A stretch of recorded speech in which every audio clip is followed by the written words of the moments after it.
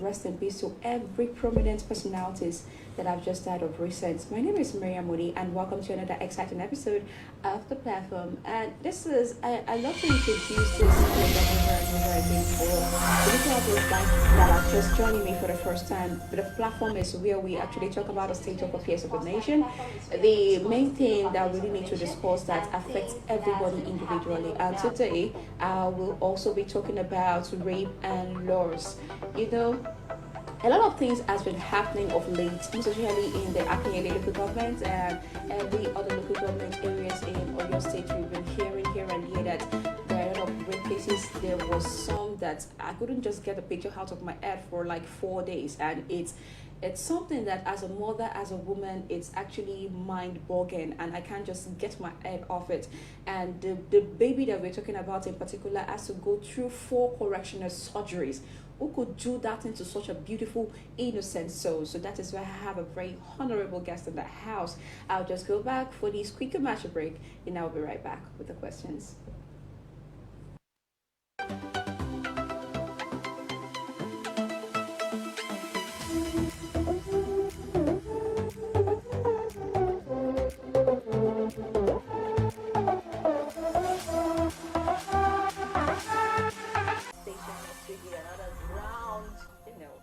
Ground people that will come and talk about the state of the nation. So thank you so much. You're welcome back into the platform on Immaculate Television, and I'm here with Mr. Babatunde Onilari, and he is the Principal Executive Officer of National Human Rights.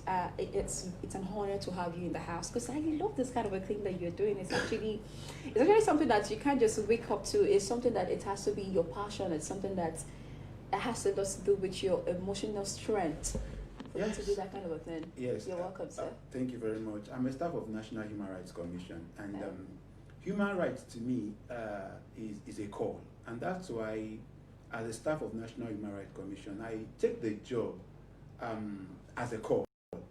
You know, way back on campus when I was a student union leader, and from there I realized that a lot of people, students especially, women, men, and younger ones, are in some troubles that we cannot really understand. And sometimes many of them do not have power to fight for themselves. So sometimes it beckons on some people who have the passion to stand to fight for them. And that is why, since I was in school, I've taken it as a call to rise up and fight for fellow human beings. So coming to this job with National Human Rights Commission from my day one, I actually felt so happy to be employed at National Human Rights Commission. Wow. For government to give me the opportunity to follow my passion in defending other people's rights and fighting for just cause. Oh, thank you so very much. You see, that is what I'm saying about I believe that every one of us should rise up to this kind of a calling, because it's not just something that we should overlook others. Even the Bible made us realize that we should be our neighbors, our brothers' keeper. Yeah, exactly. Okay, sir, so my first question is this: since you're talking about laws and rape, this is not something that we cannot just overlook these days, since it's like the advent of COVID-19 has actually escalated and makes the percentage to increase drastically. Yeah. Okay, now, some quarters in Nigeria are not well sensitized about these laws and everything that is associated with rape in Nigeria. Yeah. And most people believe that most victims are actually stigmatized, whereby the culprits, the rapists actually go scot-free, as long as they're going to tell us that you have to have proof for the rape. Before exactly, and are there laws that actually frowns upon this, and is it actually that? Do you think that it's actually, does it balance with the actual crime? Yes, madam, you see, there are laws in Nigeria that prohibit rape, but most time it's just that sometimes we pray that the laws are there. We pray for more enforcement of the laws. We have Violence Against Persons Prohibition Act in Nigeria. Section 1 talks about rape. We have a Criminal Code of Nigeria, Section 357 and Section 358 talks about rape. We have Penal Code of Nigeria, Section 282 talks about rape. We also have Nigerian Sexual Offense Bill. Wow, that's a lot. So a lot, yes. Okay. The thing is that you see in Nigeria, like you said, sensitization of the behavior. National Human Rights Commission is trying. That is why last week, you saw throughout Nigeria, staff of National Human Rights Commission went throughout different places in different states to sensitize people about rape. To the extent of in Oyo State here, we went to the National Assembly, to the State Assembly, we went to the Governor's office, went to the wife of the Governor's office, and so many media houses. And we even went to the Chief Judge of Oyo State. And thank God, we had a robust discussion with the Chief Judge of Oyo State and so many High Court judges in Oyo State. You see, these laws are there. And right now, since the case is kind of erupting again. Yes. So it's kind of erupting again. And as parents, you feel so bad. Recently, I was interviewed on a television program where I angrily spoke about this behavior. Because normally, a normal, reasonable human being don't rape. Yes. A normal, reasonable human being don't rape. Even rape makes you inferior as a man. Okay. If a man should think of going to rape a woman, it means one, you are less to that woman. It means two, you don't have the ability. You are not worthy of that woman because you cannot speak to such woman for her to agree to date you in the first instance. So it makes you weaker as a man to even try to want to rape a woman. Three, it makes you a criminal. Okay. A criminal. It's only a criminal that will think of raping. Talk less of perpetrating the actual action. That makes the person a criminal. Four, I will say this with all sense of dignity, that the person, whoever thinks or perform the action is an animal. Is an animal. Even in animal kingdom, animals move around, relate before they actually have sexual intercourse. You understand? So when a man thinks of forcing himself on a woman that is not yours, a woman that is unknown to you, it makes you less of an animal. That means animals are even better than such men in the society. And that is why I say that National Human Rights Commission right now, we are out in every state to sensitize the people, the market women, the ladies, the teenagers, the law enforcement agents. Law enforcement agents. Because sometimes when a crime goes unpunished, it gives birth to a repeat of that crime. When a crime is punished, you will realize that the punishment of such crime will reduce the repeat of such crime in society. That's why that's what National Human Rights Commission is doing, to make sure that sensitize the people and let people do what they are paid to do to save the society from this menace. Okay, sir. Okay, thank you so very much. This is going to be a very wonderful morning, and I hope you've been enlightened. A lot of these acts, every laws that he has stated, I have no idea about it, and this is educated for me, and I believe that you are getting educated. And another question that I want to ask is just that you've talked about the laws that we have. Most people believe that the laws and the crime doesn't actually balance well, that the laws that were put in place was not as much as the damage that this thing has caused. Like, there is no balance between the crime and also, so now there were some of the reformations that they want to do in the House of Assembly of late, that is in the federal government of Nigeria, and they actually go against this what they call it, I don't know how to put it. That will met with the Speaker of the House, who so actually told us that they are working on some laws also in Oyo State. Likewise, many other state houses of assemblies working on various laws to make sure that they work on curbing this menace in the society. When someone is raped, like I said earlier, it reports to law enforcement officers. Then enforcement officers now will go and investigate. Because before you can actually tax somebody a criminal, there must be adequate investigation, especially when they are not caught in the act. You understand? Yeah. Now, when police officers, that's why we beg police officers to please do adequate investigation. Okay. Because if the police officers do not investigate effectively, by the time they get to the court of law, whatever fact is presented before the judge is what the judge will work on to deliver the judgment. And when there are no adequate investigation, you will find out that the prosecution may not be able to convince the judge beyond reasonable doubt about this person. Okay. Sometimes the such offender may now go with light punishment, and people will now begin to blame the court, blame the society. That's why we beg law enforcement officers to please do more, investigate. Remember that many of you too are parents. You have female children. What happens to female children, we don't pray that it happens to our own children. So when these cases happen, imagine that this could be my child. This could be my daughter.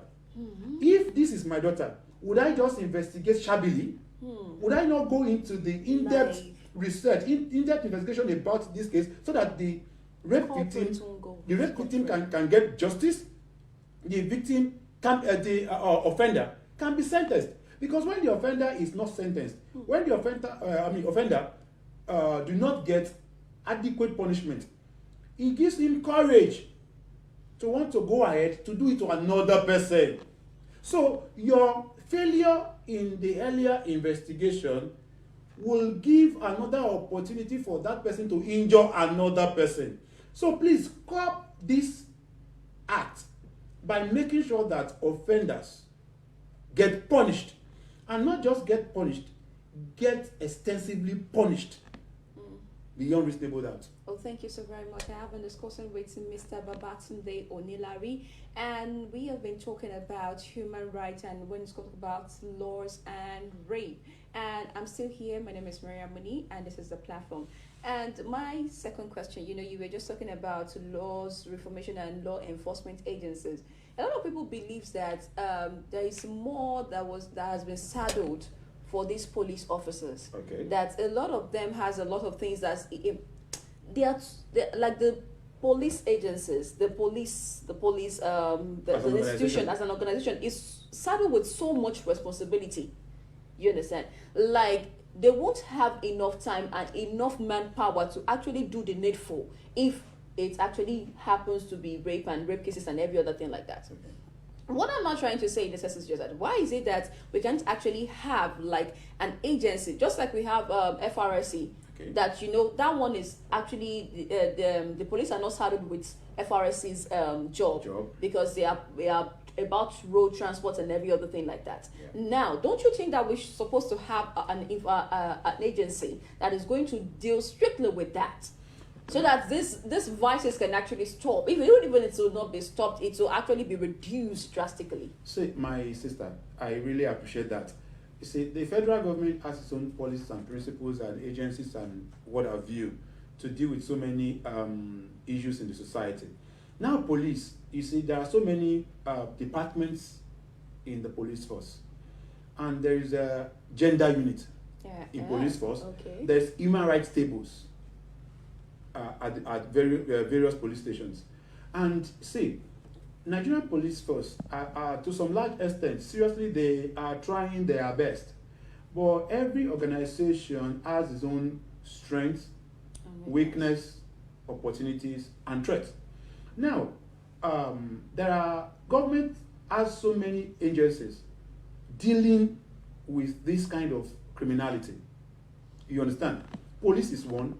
Okay. NSCDC is one, civil defense, and so many other ones. In fact, National Human Rights Commission work in collaboration with all these agencies to enforce most of the laws on human rights.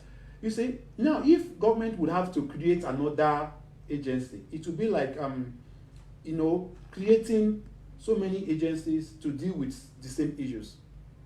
Understand? Or similar issues. So it will be like wasting of government resources. But why is it that the enforcement is not as much as like a cab driver not having his papers and every other thing like that, that he knows that he can be caught by anybody, maybe by OITMA, by FRSC, or by the police or something. Why is it not as much as this? That's why we always want to go back to encouraging our enforcement officers to do more, because they have the people, they have the manpower. See, it's one thing to have a gun with you, okay, and you want to fight somebody that has a cutlass. If you don't understand that you have a gun with you, the man that has the cutlass will kill you, because you don't understand how to use the gun you have with you, or you don't even know what it's used for. Police has the power to arrest, to investigate, even without the report. Even without the report. Like if anybody didn't report the rape, they can actually do the arrest on their own. They can, if they stumble on situations or the crime, they have the power to arrest. Now, the only problem we have is that first they wait for people to come and report, and which is also good, because when someone is raped, normally the person should, or the family should, find a way to make report. It's always good. Okay. Report first. When you report, the police officers will take their own action. After that, they will take it to court. Court will prosecute. The judgment will be handed down. But when people do not report, because that is one of the first problem we have. Most people that rape others, especially pedophiles, they happen to be family members. And most families want to keep it within the family. Why would you say that? They don't want is our name. They want to protect names. They want to hide it. And when you begin to hide it within the family, before long, the perpetrator will do it to more family members. Will now extend it outside. Will now eventually destroy the name you are trying to protect. That's how we encourage families to not leave these issues or sweep it under the ground, so that the perpetrator will be curbed early to save the larger society in the future. Okay, thank you so very much, sir. I have been discussing with Mr. Babatunde Onilari, and I'm just going to go for this quick commercial break, and I'll be right back. Ooh, my dear. A warrior is a woman, woman, woman. A savior is a woman, woman. And in case you're just joining us for the first time, platform is where we discuss the state of affairs of the nation and things that has been happening on the ground.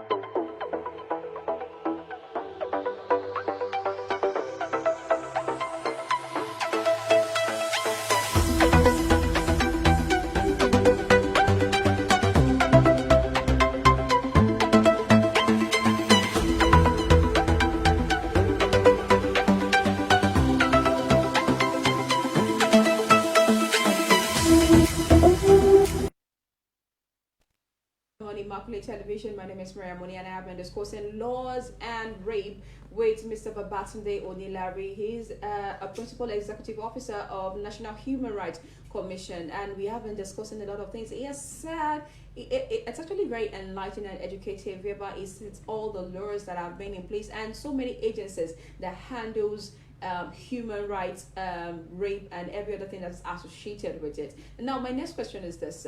Okay, so there is a rape case that I actually knew. Okay, so it's actually a story. I'm going to tell it because I'm so passionate about it. So there's a girl in my area. She's just 9 years old. Wow. Okay, I don't think, maybe 7 to 9. Okay, so you know this Bodadugbo, one brother there, yes, area brothers. This is like area man. So you know, when you don't take care of your children like you're supposed to do, then it's like, you know, that man was kept giving her everything, and imagine calling the mother that, hello, I want to actually send your child an errand. You understand? So the woman sent the child to the guy. So, and maybe unconsciously, or maybe, I don't know, maybe they will say the universe calling or something, maybe instinct. So the woman decided to go out and follow up. Yes, they followed the girl because it's actually like 7:38. Okay. Why would you?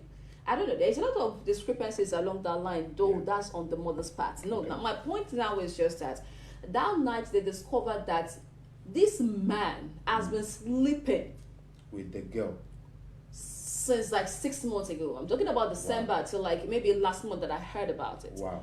Now, at the end of the day, the man, that's the husband, came, the father of the girl came and said that maybe they now said that they should go and talk about it, man to man, kind of a thing. So because the woman will start shouting, we the woman, we always like that. So and before we say Jack Robinson, they just said that everybody should just keep quiet about it. And Jack Robinson, and I actually heard this from a friend of mine. Wow.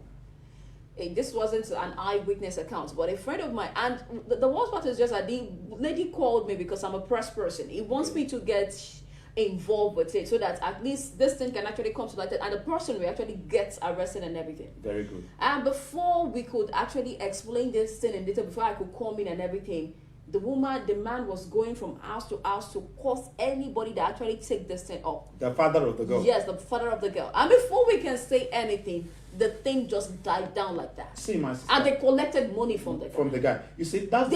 Are they not thinking? No, I'm so angry because are they not thinking about the self-esteem of this girl? They're not thinking about the future. You see, I don't understand. The problem we have with Nigerian society is that corruption is endemic in every aspect of our lives. One, do you know, recently there are so many cases of pedophiles in Nigeria that were reported to National Human Rights Commission by a third party. Neighbor, passers-by, who witnessed it, just send it to us and we'll follow it up. That even when we get to the cases, the parents of the victim and the offender's family were always kind of shocked. How did you, National Human Rights Commission, get to know about this? It's because there are some good people in the society who feel that this should not go unchecked. Exactly. Now, some parents are in the habit of trying to monetize the future of their children by collecting money on things that should be corrected. In the essence, giving the guy, the perpetrator, a green card to go ahead and do it to as many as possible children, and they themselves killing the self-esteem of their own child. Yes, my point is now that this particular girl that we're talking about is going to go into schools and start influencing other girls that doesn't know anything about sex. Good. We have seen a case of a girl that has been that this has been happening to for a while, and before anybody could know, she started enticing her classmates in primary school to come and be having some kind of bad things with her. The teachers now got to know, investigated, and found out that there is a brother in their neighborhood who does this, and the parents do not even know anything about it at all. It was then that they now found out that the child has been sick. God help our parents. Parents need to be parents indeed, not parents with mouth.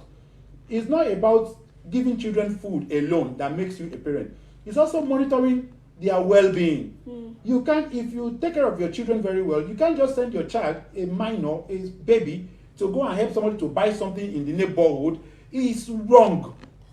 It's wrong. And so many girls are suffering this abuse silently. Silently. We pray that God will save Nigeria. That our parents will rise up to their responsibility to know that whatever you do to your children today, they will remember tomorrow. And it will determine how they relate with you. If you make them to suffer today, you will get it back tomorrow. But it's time for Nigerian parents to rise up together to defend our children, because we say they are our future. To rise up together, defend our children, and make sure that rape offenders get punished, get sentenced, so that other children out there will not fall victim. Thank you so very much. Having this question with Dr. Mr. with Mr. Babatunde Onilari. I'm so passionate about this. I'm angry. There is this holy anger that is actually on the inside of me. So I think that maybe because I'm a woman and maybe because I have a daughter. Wow. So it's like, so I'm actually very, very angry about this. And this is not the end of this, because I'm going to call him again to come and talk and sensitize the people about laws and rape allegations. My name is Miriam Moni. Do join me again on Thursday for more about rape and laws. Woman, woman, a savior is a woman, woman, woman, a warrior is a woman, woman, woman, a savior is a woman, yeah. And in case you're just joining us for the first time, platform is where we discuss the state of affairs of the nation and things that has been happening on the ground.